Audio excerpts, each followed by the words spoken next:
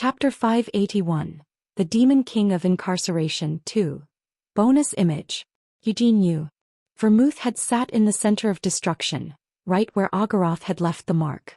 He had not initially understood its significance, but gradually, piece by piece, he came to understand. When Eugene encountered Vermouth through Seal's demon eye, Vermouth was not in a position where he could reveal his identity. But there was no need to hear it from Vermouth. At that time, when Eugene met Vermouth in the Temple of Destruction, he had already convinced himself that everything he imagined was the truth. Yet Eugene chose to ignore it. He thought there was no need to be conscious of it. Just as there was no need to hear Vermouth's identity, he thought there was no need to deliberately come to know it. Nothing would change. No matter who Vermouth truly was or how he was born, he was still Vermouth. He was Vermouth Lionheart. Eugene gnashed his teeth as he remembered his meeting with Vermouth. He opened his bloodied fist. What had he said to Vermouth? If he truly wanted to reveal everything, Eugene had asked Vermouth to do it later, after everything was over. That he would pull Vermouth from that damn chair and give him a good beating, then he would listen. But he knew that was impossible. To reach Vermouth, he had to get past the Demon King of Incarceration. Speaking all of the truths here in the throne room of Babel and coming to a decision would be the final trial set by the Demon King of Incarceration. The first oath bore no fruit, the Demon King said before turning his gaze to Eugene. Eugene Lionheart, if you had come with Vermouth, negotiations for the end of destruction could have taken place. As Vermouth wished, I would have guided you into the belly of destruction. Even if it were a high-risk gamble, I would have taken a bet I would never normally consider. But Hamel had died. I made a second oath with Vermouth. He returned to the destruction from where he was born. He mingled with destruction and grappled with it. And I decided to wait. The reprieve gained by delaying destruction. Even if everything ultimately ended in destruction, it was worth watching. The Demon King of Incarceration paused briefly and then chuckled before continuing. I gave tongue. Vermouth earned it, and all I had to do was stop the war. The time thus granted had significance. The world has grown since 300 years ago. The continent's will is stronger than it was during the era of war. And you, Hamel reborn, ascended Babel and reached me with divinity. 300 years ago this alone would have sufficed. But now that was no longer the case. Vermouth wasn't here. This isn't the end, is it? Anise spoke up, her eyes holding undisguised hostility as she glared at the Demon King of Incarceration. Isn't that right? Do you want to fight me? Questioned the Demon King. There's no one among us who wouldn't want that, Anise responded. That depends on the choice Eugene Lionheart makes, the Demon King of Incarceration responded. All eyes turned to Eugene. This is all for you after all. You are the reincarnation of Ogoroth, who left a deep wound on destruction. You are the existence that continues the hopes of the ancient gods. You are what was achieved through Vermouth's self-sacrifice, the representative of light and all gods, the Demon King continued. It wouldn't be an exaggeration to say that the 300 years since the era of war existed solely for Eugene. I might live eternally hereafter, but there will never be another like you now. Yet I must doubt. Can you truly end destruction? You without Vermouth by your side, can you really do it? The Demon King of Incarceration said softly. Eugene silently furrowed his brows. Even if you claim you can, I must believe that you cannot, the Demon King of Incarceration stated. He rested his chin on his hand. From his high throne he looked down imperiously. He was every inch the great Demon King. End yourself, he said. What? Eugene asked, shocked. End yourself and offer your soul to me. The same goes for all of you, the Demon King repeated. His gaze shifted to Sienna and the Saints. Sienna Meridian, Christina Rogerus and Anise Slywood. Your souls are exceedingly valuable, more than enough for me to take to the next era, he continued. If you voluntarily offer your souls, I will treat you accordingly. Do you wish to preserve your memories? It is a very easy task, you know. The Demon King of Fury reincarnated with memories of his past by swearing allegiance to me, the Demon King of Incarceration offered. There was a stunned silence following this explanation. Of course, even if you do not end yourselves, I am confident I can kill you all. But then I would have no reason to preserve your memories. And I do not wish to kill you directly. Doing so might diminish the purity of your souls. I would prefer to avoid that. You all are such valuable once-in-an-eternity souls, the demon king of incarceration said with a smile. You plan on moving on to the next? Sienna asked, skepticism evident in her voice. Are you saying you'll reincarnate us as demons? Christina questioned with incredulity. Both of them expressed their disbelief at what they were hearing. No, the demon king said with a shake of his head. Their expressions wavered significantly at the response. The demon king of incarceration continued in an enticing voice. It doesn't have to be as demons. I have always taken the souls I command to the next era. Except in special cases I do not choose the race. I simply take them along. I have repeated this many times. Discard what can be discarded and refill anew. But I can promise this. In the eternity I will live, your souls will never be discarded. If you wish, I will allow you to remember countless reincarnations. And if that eternity becomes too burdensome, I can also make you forget, he promised. Everyone except the demon king of incarceration fell silent. The demon king gladly accepted the silence and continued his whispers. Fate is meant to repeat itself. Just as Iris became the demon king of fury, drawn by destiny even though she had not preserved her memories. Just as Agarotha's ring found its way to you, Eugene Lionheart. Just as Ivatar Jahov took a liking to you, and as Noor Giabella became obsessed with you. The demon king of incarceration slowly raised his hand, and the space cracked open, revealing another scene. The scene showed the battlefield below Babel. The clash between the divine army and the demon armies became visible to all. The demon king continued, there must be those among them who share a special bond with you. Even those not on the battlefield. Yes, Eugene Lionheart. What about your father? The servant who has looked after you and your family? The elves of the forest who serve you? And what of the numerous followers who adore you? Such connections will continue into the next era, even if faintly. Even if they merely pass by, the present is not meaningless. The demon king of incarceration's eyes curled into a smile. But if you choose to end yourselves, I will willingly take in those connected to you as well. Your souls are worth it, and so are the heroes who are bound to you. His voice was like the devil's whisper, and what he said was a blatant temptation. Abandon this world and move on to the next together, remembering the past, living through the next era, dying and repeating.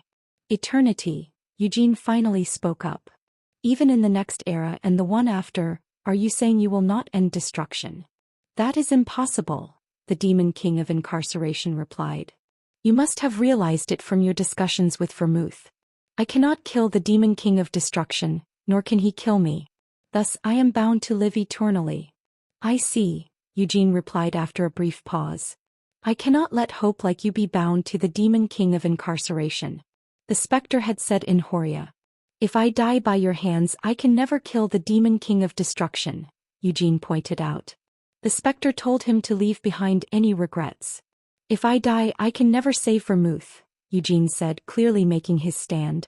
Eugene had declared to the spectre that he would shoulder all the regrets that the spectre had, and he had confidently responded that he would save Vermouth. Saving Vermouth? The demon king of incarceration chuckled. You must already know that saving Vermouth is impossible. He is not just a fragment of destruction, he is the avatar of destruction. Now he has assimilated back with the demon king of destruction while sealing destruction. Killing the demon king of destruction means killing Vermouth. Eugene knew this very well. If not now, I may never even have the chance to try, Sienna responded, chewing on her lip and gripping her staff tightly. The petals of the staff's flower blossomed. I have not reunited with Sir Vermouth. Thus I must see his face at least once. I've long resolved to wrinkle that noble face with my hands and to make him bleed hideously, said Anise. A halo appeared above Anise's head, radiating light. 8 wings unfolded from her back. If it's for saving Vermouth, you cannot bring down destruction, said the demon king of incarceration. Meeting Sir Eugene was a miracle for me. To sacrifice this brilliant miracle to your chains just to carry it to the next era? To abandon the world where I was born and met Sir Eugene? How could I possibly do that? Christina said resolutely. She also clenched her rosary. Listening to their replies, the demon king of incarceration chuckled and gripped the armrests of his throne. Sounding amused, he said, to save Vermouth, to kill destruction, and to even save the world? You are overly ambitious. Impossible. Is it worth giving up ties in the future? Eternity often presents variables much like your existences. Who knows? Maybe someday someone else will end destruction. Maybe destruction will dissolve on its own. No. Eugene shook his head firmly, then said, I must be the one to do it. I have lived for this purpose. There are those who have wished that I would accomplish it. To accomplish that you must first overcome me, responded the Demon King. The Demon King of Incarceration slowly rose from his throne. Creak creak. The chains of causality he bore collapsed and transformed back into a cloak. Do you think it's possible? The Demon King asked, standing tall. Eugene did not answer immediately but turned to look beside him. His eyes met Sienna's. She grimaced as if she were questioning why he was looking at her, then lifted her robe slightly to show her left hand. Her middle finger was sticking up. His gaze met the saint's. Anise shared Sienna's sentiment and took on a disgruntled look when she saw Eugene seeking confirmation. She glanced at Eugene with narrowed eyes. However, Christina was not displeased. Instead, she seemed to feel an even greater trust in Eugene's gaze. We believe it is possible, Eugene proclaimed. He lifted Levantian to his side. The flames within the glass blade surged and blazed fiercely. What do you think? Eugene asked. The question was not directed at the Demon King of Incarceration. Freewebnovel.c sigma. Molan, Eugene finished. A great crack tore through the darkness that had settled over the throne room, spreading rapidly before shattering loudly. Such a foolish question, Hamel. A man with a bushy beard, long hair and a towering figure leaped into the throne room from the darkness. Does saving the world and Vermouth need justification? He asked. Molan was not present physically, but he had heard everything through Eugene. With a rumble, he landed beside Eugene and glared up at the Demon King of Incarceration. If it means fighting the Demon King of Incarceration to accomplish that, then of course we must fight, he declared. A massive axe, slightly chipped at the edge, rested on Molan's shoulder. So it is possible, he declared. He bared his teeth in a grin. The throne was no more. The Demon King of Incarceration stood on the empty stairs as he looked down. There stood Molan Roar of Terror, Sienna Meridian of Calamity, Anise Slywood of Hell and Christina Rogerus, who had transcended false deification to reach true sainthood. There stood Eugene Lionheart, once the war god Ogoroth and Hamel Dinas of Extermination. Is that so? The Demon King of Incarceration chuckled while shaking his head. Creak creak.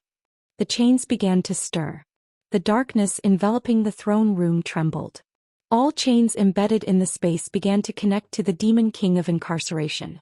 The power of Helmuth concentrated on the Demon King of Incarceration. The dark power that permeated the empire and drove its forces returned to its original master. Boom! With a thunderous sound, the Demon King of Incarceration stepped down from the stairs. An overwhelming presence pressed down on everyone, but no one flinched. They faced the eternal Great Demon King, the Emperor of Helmuth. Such a formidable presence was expected. Things are different from 300 years ago, the Demon King said. Those who had reached the throne back then were insignificant. By human standards they were formidable, but from the Demon King of Incarceration's perspective, they were trivial. However, their sense of mission had been commendable. Their convictions were strong, their hatred profound, their venom impressive. But what about now? Their sense of mission, conviction, hatred, and venom were all greater than in the past. But, just because it's different, do you think you will be able to change the outcome? The Demon King of Incarceration asked. He chuckled as he continued down the stairs. Molan took the lead as he always had, exhaling sharply as he gripped his axe with both hands. Crack. He clenched the handle with all his might while the axe trembled and glowed. Eugene's divine power moved according to Molan's will. Then Molan charged at the Demon King of Incarceration. Chapter 582, The Demon King of Incarceration 3. Seal. The voice did not echo in the ears like a clamor but was etched directly into the mind. Seal had been retrieving Javel from the throat of a member of the Black Mist when the voice echoed in her mind. She was startled and looked up into the sky. At the center of the gloomy sky hung the castle of the Demon King of Incarceration, Babel. To Seal, this voice was nothing less than a revelation. Because this voice belonged to Eugene, who had ventured into Babel, and her god was delivering a prophecy to her. It was clear what this revelation called for. Without hesitation, Seal immediately stepped back. Is it Eugene?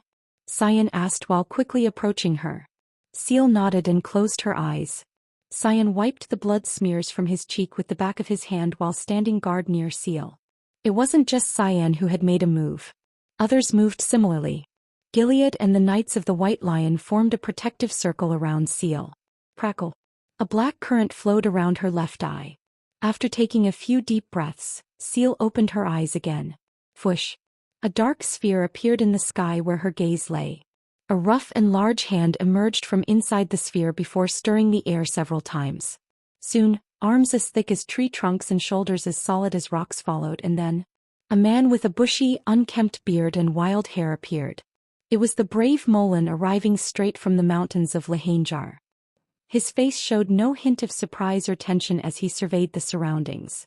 He didn't need to scrutinize. He could feel the reverberations in the air through the tips of his outstretched hands and the cacophony of war screams and shouts that filled the surroundings. Molan's beard quivered. After emerging from the dark portal, Molan stood tall on the battlefield. Seal could feel her eye throbbing as she caught her breath.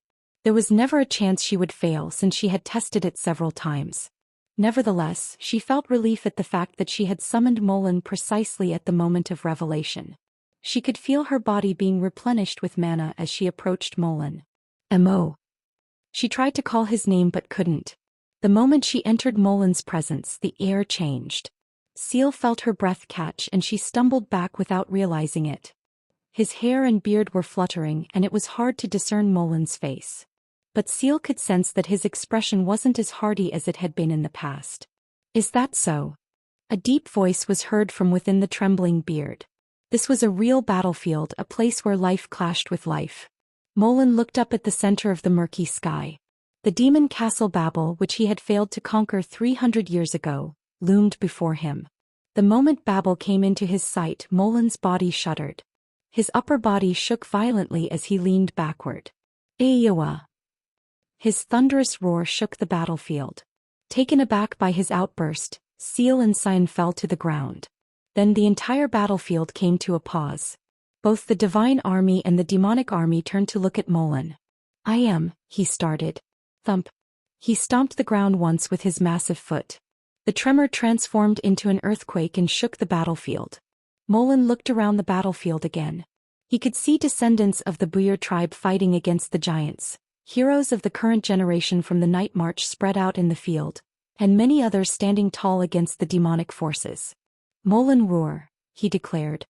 His powerful voice resonated through the space, spreading a hint of fear across the faces of the demons who had survived the era of war.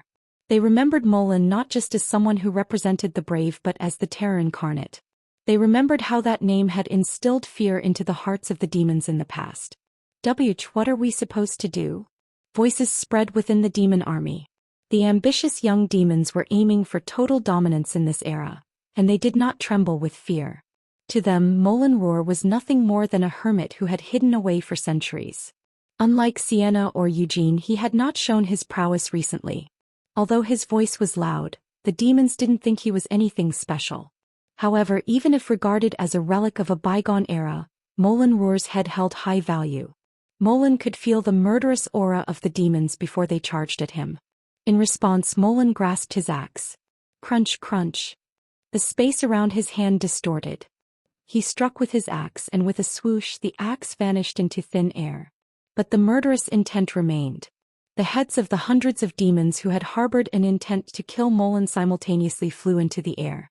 I appreciate you summoning me, Molan said. Despite being in the middle of the battlefield, he turned around without any sign of caution to look at Seal. Being addressed like this by Molan had Seal standing around awkwardly. Molan continued, I'd like to rampage here as well, but this is not my battlefield. I can hear the call. Even at that moment, Molan was receiving updates about the situation in Babel. Thus he could no longer smile. Molan recalled his first encounter with Vermouth. Vermouth had been standing with a sword in front of the liberated prisoners, and he was more a wolf than a lion in those days. Nothing changed. Regardless of who Vermouth truly was to Molan, Vermouth was simply Vermouth. Molan silently withdrew his gaze and looked up at the sky at the demon castle Babel. Today Molan had no thoughts of retreating with his life intact. He was committed only to victory. Hamel is calling me, he said. Crack, crack. Molan slowly bent his knees. Seal and those around her instinctively stepped back, sensing what was to come. Their actions were justified only a moment later. With a tremendous roar, the ground sank and Molin's massive form leaped towards Babel. Seal and her protectors stared at this sight in shock, their mouths agape. Boom! Molin broke through the walls of Babel and entered the castle. Only then could Seal finally close her gaping mouth. The battlefield, which had paused momentarily, resumed right after Molin's leap. Seal started to swing javel once more. She did not hear any more revelations from Eugene. It was inevitable, she thought. Since Molin had been summoned here, it meant that the battle with the Demon King of Incarceration had begun in earnest. The heroes of the past, excluding the Great Vermouth, were once again challenging the Demon King of Incarceration after their loss 3 centuries ago. Can we really win? Seal inadvertently had this thought. Though she didn't want to entertain such a thought, she couldn't help it. Like most members of the General Staff, Seal simply couldn't imagine the Demon King of Incarceration's defeat. But neither could she imagine Eugene's defeat. It was unsettling, yet she had no choice but to trust in Eugene. Moreover, Eugene was not fighting alone. The wise Sienna, the faithful Anise, Christina Rogerus, and now the brave Molin were all headed to Babel. And if it came to it, the members of the General Staff of the Divine Army would also head to Babel, even if it meant putting their lives on the line. So it was fine. She needed to believe in victory, not defeat. She needed to focus on the battle in front of her. While the members of the General Staff were overwhelming their counterparts, the demonic forces were deploying demonic creatures, black wizards, and the undead. The battlefield was at a deadlock. Whoosh! It all happened in an instant. The sky darkened to pitch black. Darkness enveloped Babel as it spread like ink. The sun Eugene had created was still intact, pouring strength upon the divine army. But now the same happened with Babel. The dark power that the Demon King of Incarceration had harvested from his empire now endowed the demon army on the battlefield. Ah! The demons shuddered with ecstasy after getting a taste of the endless power. The monsters seemed to evolve, their very bodies transforming. The black wizards pierced walls with nothing but their physical power, and the undead they raised were completed in a flash. Even humans and mercenaries who knew nothing of magic received the grace of the Demon King. The magnitude of power he bestowed was different. The dark power of the Demon King of Incarceration could be distributed generously to millions in his demon army. The gap in the capabilities of the leaders was now merely a matter of physical strength. "This can't be," Gilead exclaimed. He looked up at the sky in dismay. Near the divine sun, he saw Rhaenyra surrounded by Maze's signature battleship. Rhaenyra, who had bombarded the battlefield with several breaths and spells multiple times, was bringing miracles to the battlefield with the graceful radiance, the elite of the luminous covenant. However, she now staggered under the spreading dark power. Rumble! Babel started to shake with a great noise and Rhaenyra screamed in surprise. She barely managed to keep her altitude and she and those on her back turned their gazes toward Babel. Molin, who had just broken into Babel, now burst out again after breaking it a second time. Gilead's eyes widened in confusion at the sight. Just as Molin jumped out of Babel, he was followed by chains shooting out through the broken walls. Molin flipped around in midair. Crack! His fist shattered a chain head-on.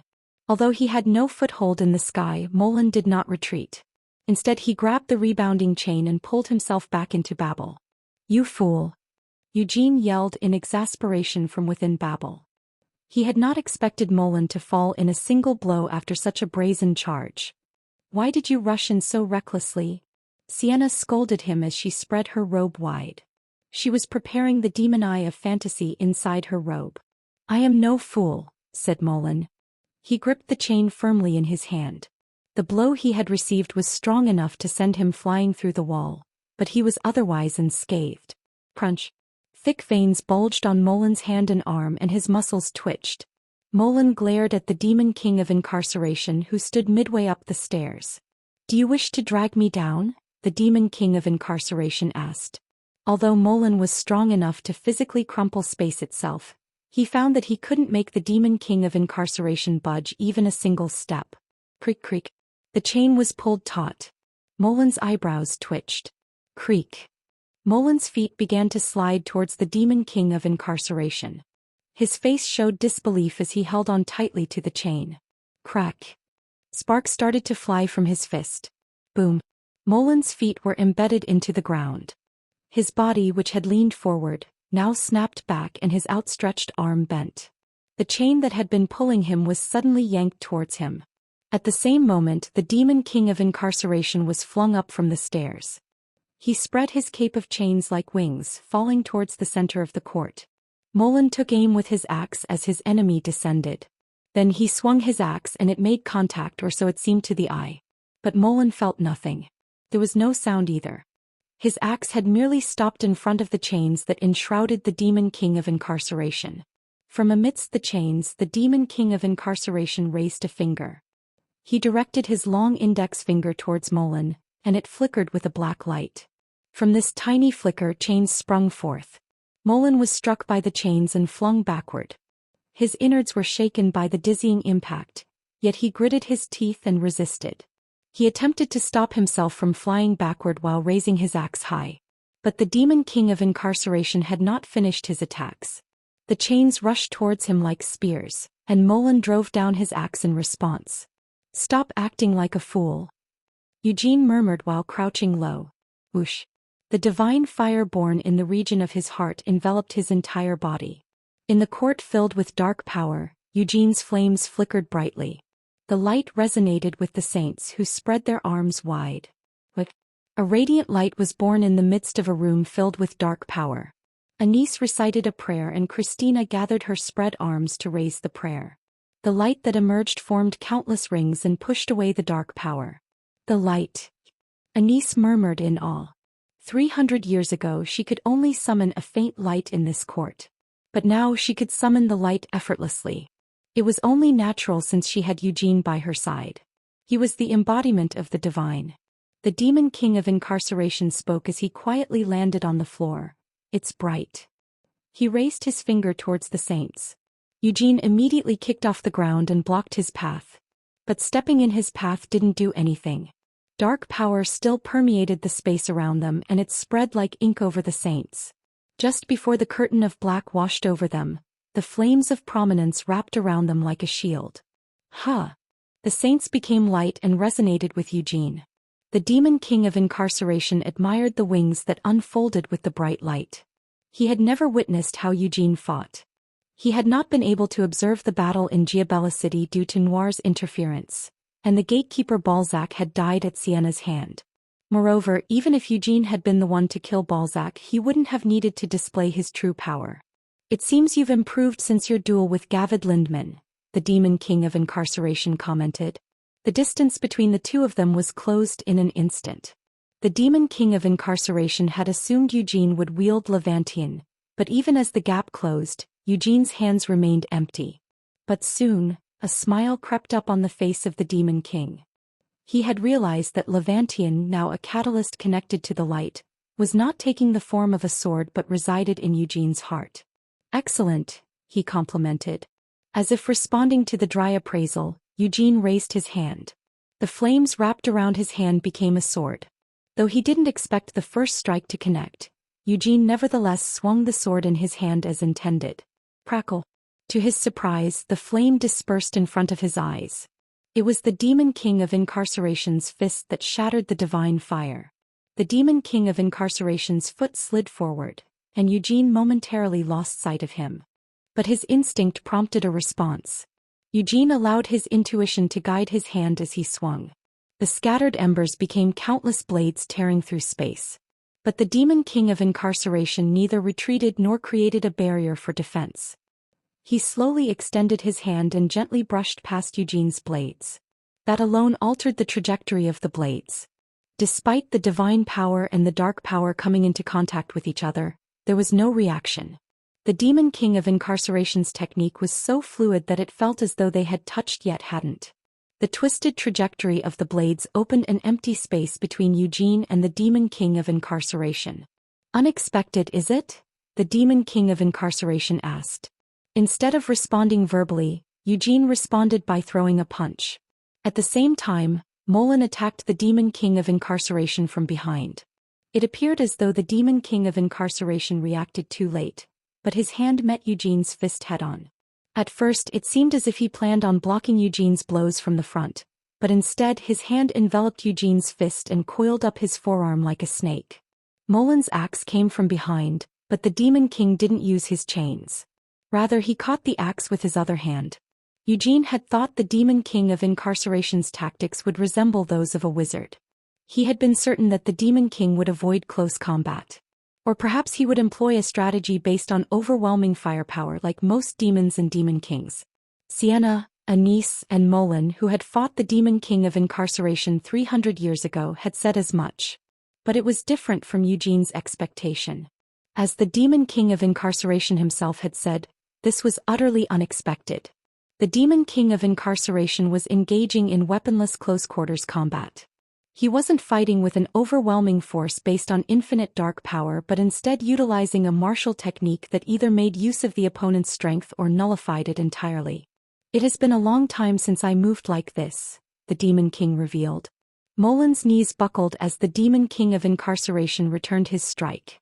Eugene tried to extricate his entangled arm immediately, but before he could do so, the Demon King of Incarceration's hand reached Eugene's chest. Thump. He tapped Eugene's chest with an open palm and Eugene was slammed against the wall. Chapter 583. The Demon King of Incarceration 3. Cough. A heavy impact reverberated within Eugene. Blood mixed with fragments of organs trickled from his mouth. Eugene spat out the sticky blood clinging to his throat and pulled himself away from the wall where he had been smashed. Quite unexpected, he commented with another cough. He had not anticipated that the Demon King of Incarceration would engage in close combat. Such a style of fighting was utterly uncharacteristic of the Demon King of Incarceration he had known so far. As far as he knew, the Demon King of Incarceration had never fought like this in the battle against Sienna, Molin, and Anise 300 years ago. There's not much difference between us, the Demon King of Incarceration spoke unbothered. Behind him, Molin, having dropped his subdued axe, was now lunging at the Demon King with bare fists. The Demon King raised his hand without even looking back. Molin's punch slid off the Demon King as if he were covered in oil. The Demon King of Incarceration smoothly caught Molin's forearm and with fluid motion, slammed him to the ground. Just as you can wield a sword, spear, axe and bow, the Demon King said. Molin's body did not move as his own. The moment he came into contact with the Demon King, his strength was drained and he flailed uncontrollably. It was an unfamiliar sensation for Molin, who had perfect control over his body. Even after hitting the ground, Molin didn't regain control of his body. He couldn't tell if his right arm was truly his own. Though his joints and muscles were intact, the arm wouldn't move. It had neither strength nor sensation. The Demon King of Incarceration continued, I, too, have many skills. I can wield any weapon and magic is no exception. I've had all the time in the world. Freewebble.com. His gaze slowly shifted to Sienna. Seeing the swirling magical energy around Sienna, he smiled broadly. I have practiced magic since before ether, was divided into dark power and mana. Of course, I'm more accustomed to the powers of a demon king, he commented. It seems you haven't mastered it to the extreme, Sienna replied, unflustered. Crackle crackle. The swirling force of soul power was imbued with a definite murderous intent. Simultaneously, Sienna manifested absolute decree and targeted the Demon King of Incarceration. You boast of handling magic for such a long time, yet you failed to discern the sage, Sienna reminded him. The extreme, you say? I cannot deny it. The extreme I thought I had reached has now become a relic of the past. And as a Demon King, to live eternally, I had to give up various things. The Demon King of Incarceration responded with a bitter smile. He didn't say exactly what he had to give up, but Sienna could make a guess.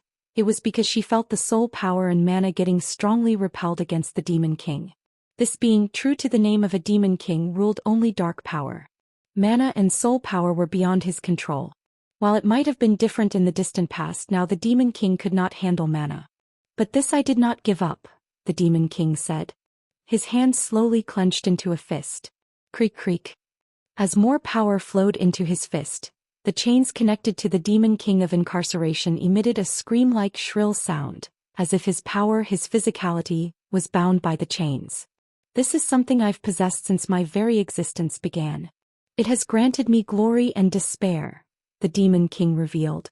With a crack, Molin's body, which had previously been slammed into the ground, twisted to the side. He gave up trying to free his captured arm and instead opted to shatter his shoulder to escape the restraint. Even then he was still on the floor. But even while lying on the ground, Molin managed to summon an extreme force and hurled his fist. This, the Demon King said as if demonstrating something. Crunch. Before Molin's fist could make contact, the Demon King of Incarceration's fist fell. A devastating blow struck Molin in the solar plexus, sending blood spewing from his mouth as the Demon King withdrew his fist and stood upright. Is what I do best. Eugene swallowed hard.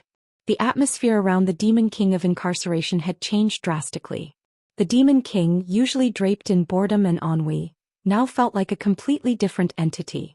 What had replaced his usual indifferent attitude was a fighting spirit thrilling enough to vibrate the very air and a murderous intent too blatant to be imagined from the Demon King of Incarceration.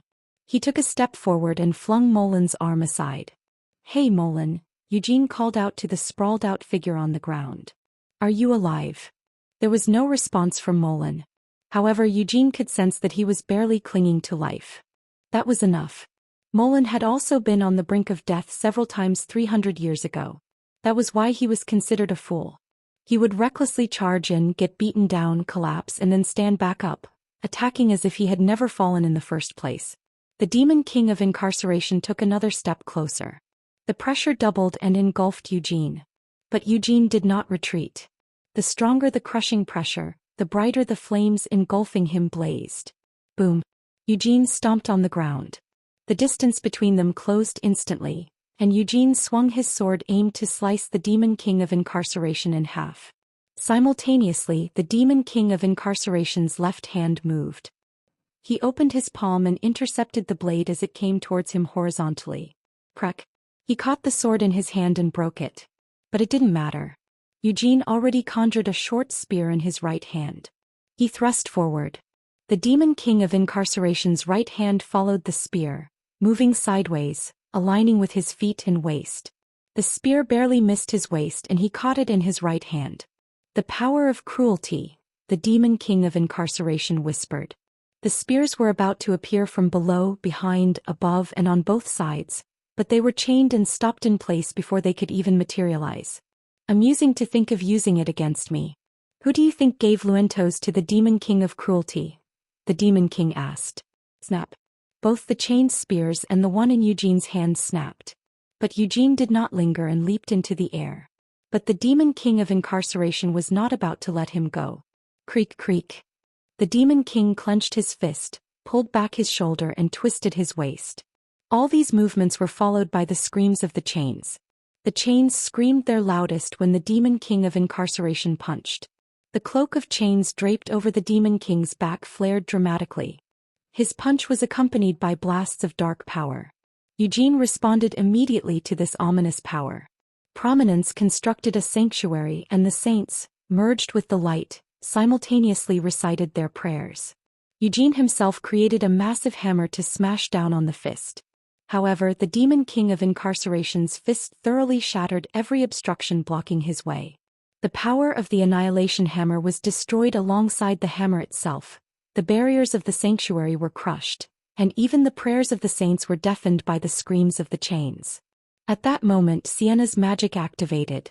Vines grew rapidly from all directions and encircled the Demon King of Incarceration. The chains attempted to counter the vines, but the vines corroded the chains and firmly grasped the Demon King's arm and legs. "Divine magic," the Demon King commented as he glanced at his legs and left arm. The right fist he had thrown did not find its target. Eugene was already gone, having leaped away in that brief moment. "Impressive but insufficient," the Demon King declared. Crush. Mary's magic struck the imprisoned Demon King. Though it was a bombardment that could threaten even a Demon King, he merely gave a wry smile and reached out with his hand. "You haven't bound my right arm," he reminded. With a gentle motion, his hand drew a smooth curve. That single movement shifted the flow of the world, defying even Siena's absolute decree. The bombardment that should have hit the Demon King of Incarceration was redirected with the twisted flow and pierced through empty space. A flash of light and the ceiling of the throne room was gone. Although being fully bound wouldn't have made much difference, the Demon King said softly. He chuckled as he tore off the vines. Sienna could only look at him with disbelief. That was neither magic nor a use of his authority. Just as Molan crudely grasped and tore space with brute force, the Demon King of Incarceration did something similar, but on a level absurdly high enough to defy even absolute decree. Wait. That was neither magic nor authority? If such phenomena weren't the result of magic or authority, what were they? Hey, this changes things, mumbled Sienna. Eugene landed beside the utterly astonished Sienna and muttered, You said the Demon King of Incarceration isn't skilled in close combat, right? You said he keeps his distance, attacks with dark power and binds you with his chains. That's how he fought 300 years ago, Sienna retorted with a pout, genuinely feeling wronged. Oh really? Eugene said. So, 300 years ago this bastard must have really gone easy on you guys. Or perhaps he didn't think you were worth his full effort. Flickering flames of the divine fire gathered behind him and formed into the shape of an angel. Anise clicked her tongue and reached out to Molan, who was sprawled on the ground. You sure do have a lively mouth for someone who died before all that, she commented, annoyed. We wouldn't have even fought if I had made it there alive, Eugene responded cheekily. Molan's eyes flashed open upon Anise's touch and he jumped up. Just dozed off a bit, he said. Idiot, Eugene grumbled as he raised his hand. Like Anise, Christina took the form of an angel. She respectfully placed a sword in Eugene's hand. The Demon King of Incarceration stood motionless while observing this scene. Such unity inevitably evoked many emotions in the Demon King. Impressive, he complimented. His dark power settled quietly. Not many stood before me as heroes, bearing both the name and the mission.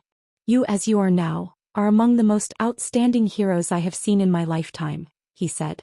He clenched his right hand. Strength and skill. Desperation for the mission. He clenched his left hand. Your unwavering trust in each other. None of you would even imagine betrayal. This trust, in particular, stirred deep emotions within the Demon King of Incarceration. 300 years was a long time for humans. But even such a lengthy period had not worn down their trust in each other. Anise had intended not to care about the world after her death. Yet for the sake of Hamel's wishes and her comrades, she ultimately died as the saint. Sienna devoted her life to magic solely for the sake of avenging Hamel. Even as she faced death from Vermouth's rampage, she never blamed him to the end. Molan, prompted by a request from Vermouth in a dream, had been killing the Nur for over a century. Hamel did not abandon his past convictions even after his sudden reincarnation. He never harbored any doubts that his comrades had betrayed him. Even with a different name and a different body, he ultimately arrived at his destination. The Demon King of Incarceration knew how difficult such bonded trust was. In the face of overwhelming despair, even the firmest bonds softened and weakened.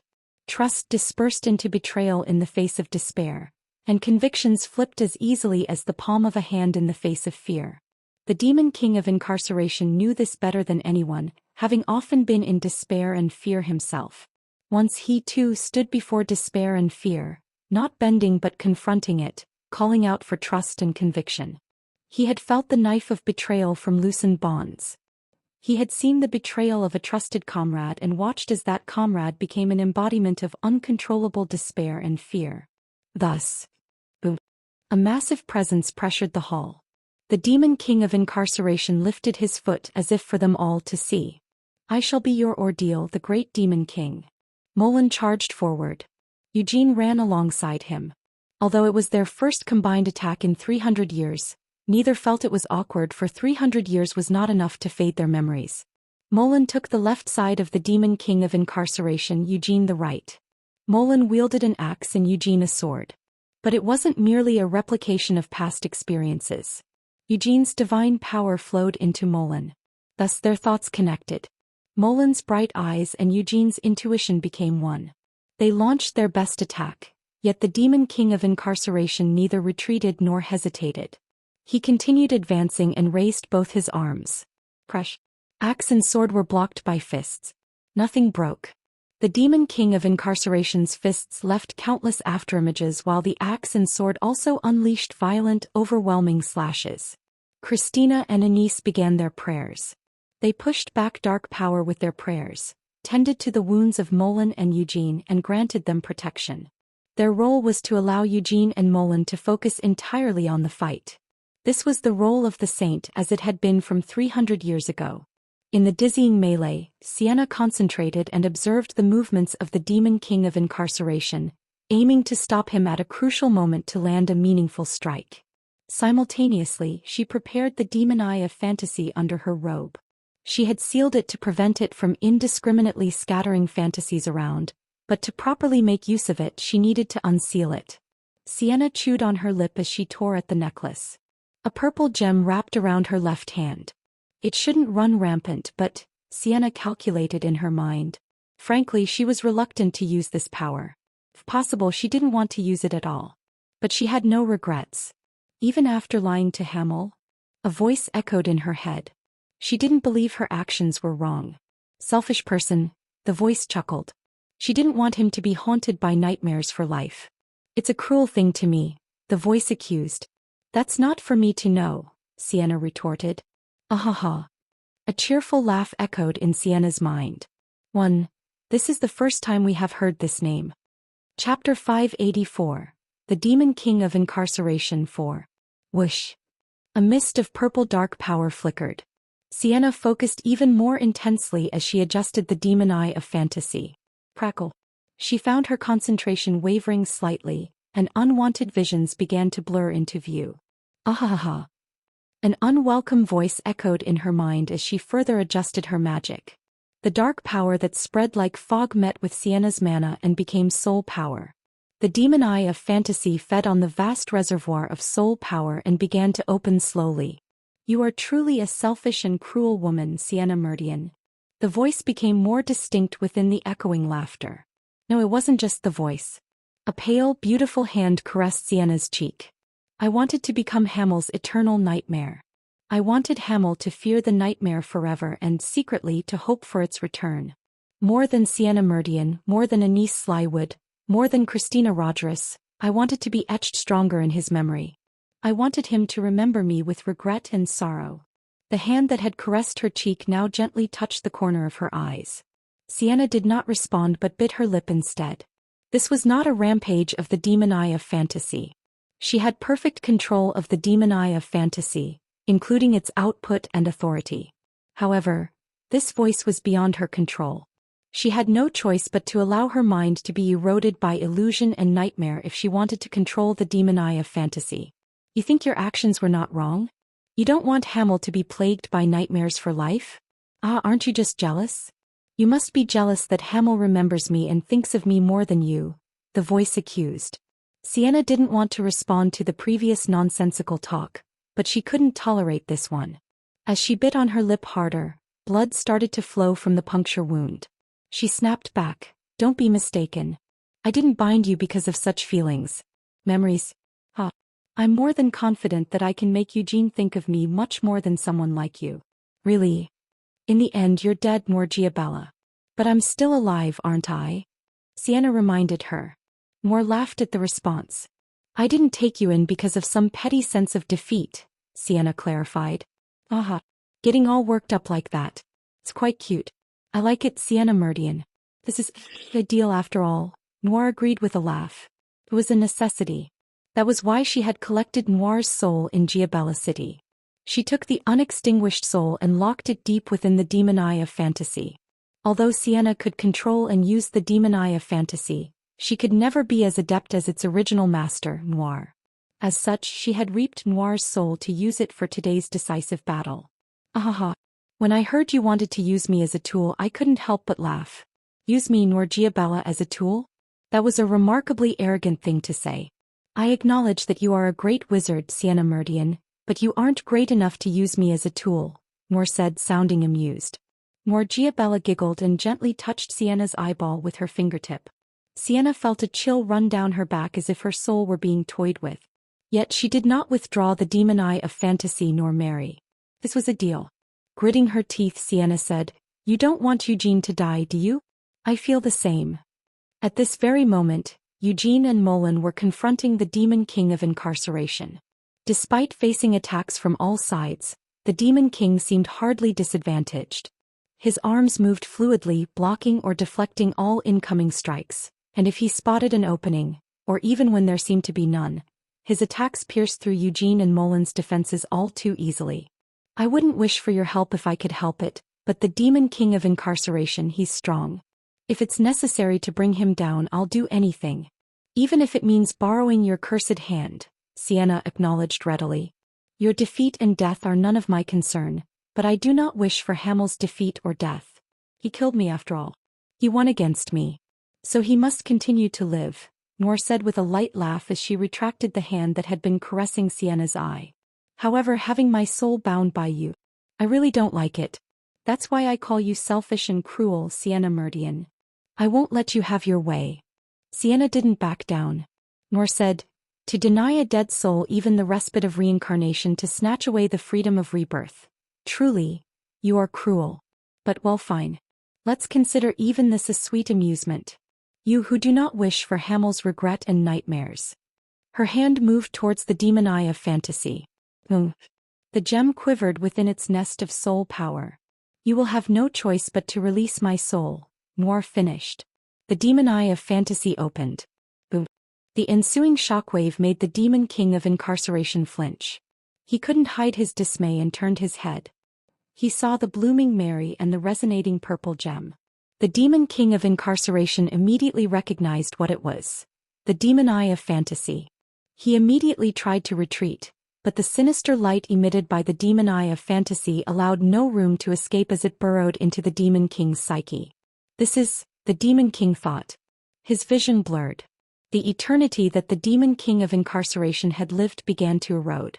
The demon eye of fantasy was interfering with his mind. The demon eye of fantasy should never have attained such a realm, but Noor Giabella had transcended the limits of the demon eye of fantasy multiple times. She had reached the realms of the incomprehensible. Profound, the Demon King realized. He wanted to resist, but it wasn't going his way. The relentless attacks by Eugene and Molin were a distraction. The two saints synchronized and clutched at the Demon King's dark power, bothering him. In such a critical situation, the demon eye of fantasy pierced through the Demon King of Incarceration's psyche. Sienna Meridian. This level of magic. No, this isn't entirely her own magic, the Demon King concluded. He saw Sienna in his distorted vision. She had outstretched Mary towards him. The Demon King of Incarceration sensed the presence of the sage in that ancient staff. So it is, the Demon King thought. The staff wasn't simply passed down to Sienna.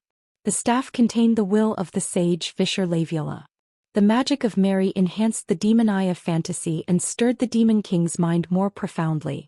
The Demon King of Incarceration unwittingly turned his gaze away without a word. There was deep darkness. Someone stood there silently watching him. What he saw was just an illusion. He knew this, and seeing it now brought him no sentiment. However, the demon eye of fantasy forced even the unfelt emotions to surface. The contrived agitation shook the Demon King of Incarceration's mind, and amidst such turmoil his dark power and the offense faltered. Ha ha ha. In the end, the Demon King of Incarceration could only let out a short laugh. He felt an emotion that was surprisingly nostalgic. The illusion standing in the darkness, taking the form of vermouth but not being vermouth, whispered something to the Demon King of Incarceration. Surprisingly, I feel no hatred, the Demon King said to himself with a chuckle. Puff. His dark power was severed. The sword of divine fire, blazing crimson, slashed toward the Demon King's neck. Simultaneously, a massive axe wrapped in divine fire dug into the Demon King's waist. Crack. With a horrific noise, everything came to a stop. The sword had failed to slice through the Demon King's neck completely. It had stopped, and the same was true for the axe. Molin exerted more force on the axe with a glare, but it remained stuck after having cleaved halfway through the Demon King's body. It's been too long, the Demon King said. Despite his neck and waist being half severed, the Demon King's expression remained tranquil. He felt pain, but such a degree of pain could not disturb his peace. Indeed, this pain was far less than the constant agony the Demon King of Incarceration always bore. Thousands, tens of thousands of chains piercing through his soul, the sensation of those chaotically interlocking chains eternally grinding his soul. Compared to the undying and never-loosening curse, the pain of this earthly realm was merely a tickle. Spin. So long I almost welcome it, the Demon King said softly. Sienna's eyes wavered. What she had intended to create through the demon eye of fantasy was fear. However, while the demon eye of fantasy had caused some disturbance to the Demon King, it had not induced fear. Even the contrived agitation could no longer shake him. With a faint smile, the Demon King withdrew his gaze. So, he said. Eugene and Molan sensed it simultaneously. They tried to extract their weapons embedded in the Demon King's body, but it didn't go as planned. Instead, a massive flow orchestrated by the Demon King pulled them in, preventing their escape. Have you seen my abyss? He asked as he tilted his head and laughed. Whoosh. The Demon King regained control over his dark power as if it had never been interrupted. Power converged on both of his fists, and Eugene and Molan both felt an intuition. Eugene immediately released his sword and stretched both hands toward the Demon King. Molan also released his axe and grasped the thin air. Eugene immediately conjured Eclipse at maximum output. Just before it exploded, Molan forcefully extracted the flow of dark power he had gripped in space. Boom. The explosion of Eclipse engulfed the Demon King, and at the same time Molan grabbed Eugene and leaped backward. Whoosh. The flames fluttered and then disappeared. Eugene rubbed his sore back and gave Molan a sideways glance. Bastard, take it easy, he said. If I had gone easy we would have been hit by that punch, responded Molan. Had they been hit it would have been more than just a sore back. Thus Eugene didn't scold him further. Instead Eugene looked at Sienna. He frowned as he looked at the demon eye of fantasy she was holding. He couldn't be sure, but Eugene felt an ominous presence from the demon eye of fantasy. Hey, don't tell me. Eugene started to say but stopped midway. He had asked before, but now, seeing the current state of the demon eye of fantasy, he couldn't help but conjure an uneasy possibility. However, Sienna did not offer any excuses to Eugene. She couldn't. With her mouth gaping, she staggered back and collapsed to the ground. Noir did the same. Noir's soul, visible only to Sienna, felt horror from the abyss she had delved into with the demon eye of fantasy. You saw it, Noir whispered. As the divine fire cleared, the Demon King of Incarceration emerged. The sword that had half decapitated his neck had turned into a flame and disappeared, but Molan's axe was still embedded in his waist. The Demon King chuckled, pulled out the axe and then threw it back at Molan. Bang! In an instant the axe became embedded in Molan. Although he had managed to catch it just barely, the large blade of the axe still gouged slightly into his chest. Yet instead of groaning, Molan uttered a war cry and charged at the Demon King of Incarceration. Eugene withdrew his gaze from Sienna. He thought what she had done was outrageous, and he felt angry that she had prepared such a thing secretly. However, now was not the time to rebuke Sienna, and even Eugene had to admit that such a measure was necessary. Indeed, the demon eye of fantasy had momentarily created an opening against the Demon King of Incarceration. Thus, Eugene joined Molan in his assault on the Demon King. The flames that swirled around him became a long sword. His previous attack had been incredibly shallow. Even launching Eclipse point-blank and slashing the Demon King's neck and waist seemed merely superficial to cause any damage to the Demon King. Despite the divine flames being lethal to immortal beings like Demon Kings, they failed to penetrate deeply into the Demon King of Incarceration. Eugene needed to cut deeper. The divine fire began to stack. The crimson blazing flames layered repeatedly until they turned completely black. But that was still not enough power. The flames could no longer maintain the form of a sword after being excessively condensed. But it didn't matter. What Eugene wielded was no longer something for a precise strike but a lump of brute force. Molan. Eugene didn't voice his words, but Molan heard his voice and felt Eugene's intent. He did not hesitate or falter. It was a cruel and reckless demand, but Molan did not know hesitation and doubt. This is insane. Anise and Christina also realized Eugene's intention. They cursed inwardly but did not go against Eugene's will. The blessings of the saints concentrated on Molan. Iya! With a scream, Molan threw his axe. The axe, filled with tremendous power, tore through space and flew at the Demon King of Incarceration. Such an attack was clumsy and slow for the Demon King. He stretched out his hand and caused a shockwave to alter the trajectory of the axe long before it could even make contact. Molan was no longer holding anything. He grabbed the space. Crack. The torn space was forcibly pulled by Molin's grip, drawing the Demon King slightly closer. Molin threw a fierce fist, but the Demon King of Incarceration merely grinned in response. It ended in an instant. The Demon King's fist swiftly knocked Molin unconscious. A flurry of blows destroyed Molin's body in a flash. Molin lost consciousness, and yet he did not stop. His body was regenerated instantly, and he grasped the Demon King's waist with his broken, bloodied hand. Simultaneously, Sienna's magic manifested.